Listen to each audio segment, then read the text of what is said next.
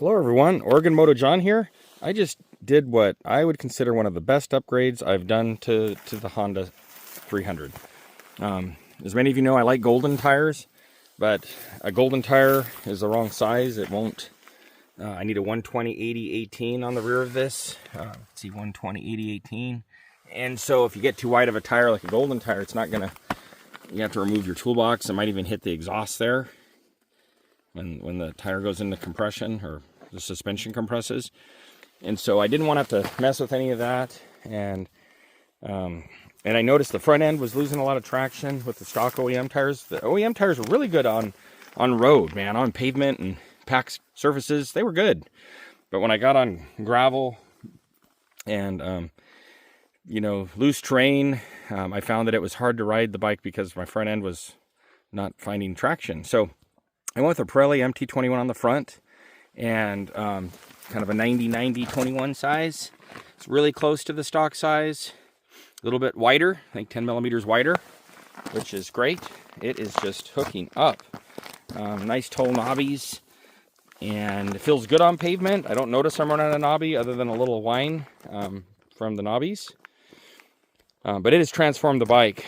I'll upload a video on me riding on pavement, gravel, and dirt after I upload this one.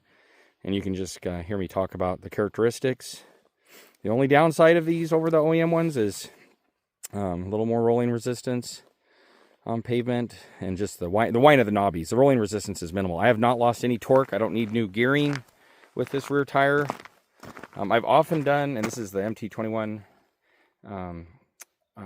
Pirelli Rallycross on the rear as well. They're kind of matching. I wanted to go with matching tires just because I wanted to try that. I've ran the Pirelli on the front, MT-21, and the Dunlop D606 on the rear, and that's a great tire. I have no complaints with the D606. But I wanted to try the MT-21 on the rear. I've never tried it. Looks like it's a good pattern. Done pavement today, gravel. Got about 60 miles on that tire. It hasn't really changed much, so it looks like it's going to hold up. I did put rim locks in, some Motion Pro lightweight rim locks, and heavy duty tubes, 4mm. I did Tusk tubes, but I've done Michelin's usually in the past. It's just what I had on hand.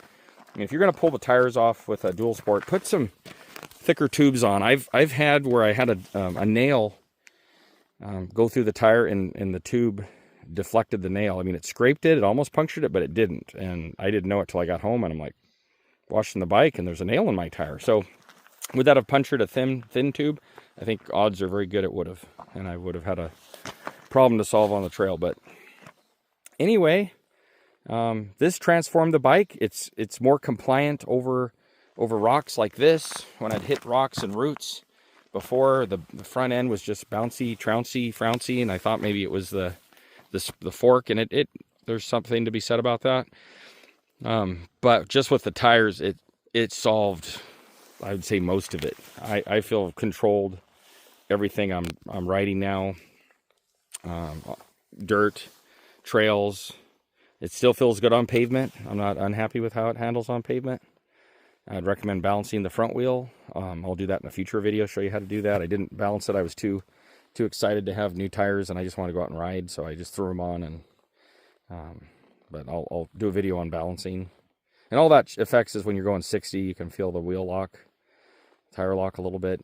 It creates a little bit of a vibration, but that's not the tire. That's the fact I didn't balance it.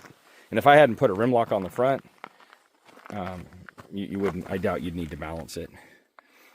And the rim lock, I mean, in the front, do you need it? Probably not. But if I ever got a flat, it'd be nice. It's nice to know that my tire's locked down enough to where I could probably ride further. I've heard people riding many miles if they get a flat with these Pirelli Rallycross tires.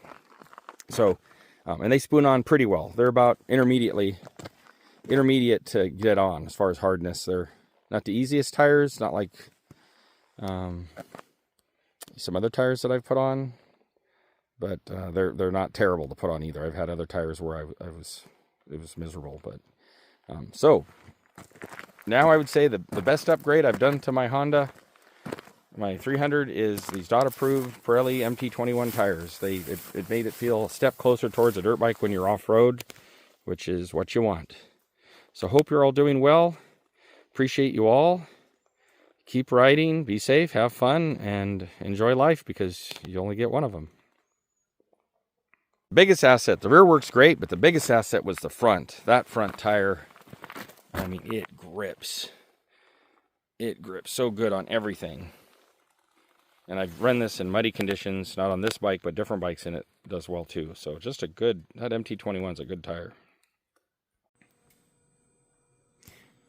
Oh, just a quick footnote is something that's worthy of mentioning is that the bike still feels nimble with these tires, because they're so close to when the rear is the stock size and the front is basically the stock size, and so the bike still feels light and nimble. You don't need to change gearing of your sprockets.